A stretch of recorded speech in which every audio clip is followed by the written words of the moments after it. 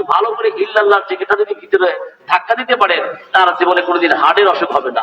আল্লাহু আকবার বলেন। আল্লাহু আকবার। এখানে পরে জোরে বলেন একটু, লা ইলাহা ইল্লাল্লাহ, লা ইলাহা ইল্লাল্লাহ, লা ইলাহা ইল্লাল্লাহ, লা ইলাহা ইল্লাল্লাহ, লা ইলাহা ইল্লাল্লাহ।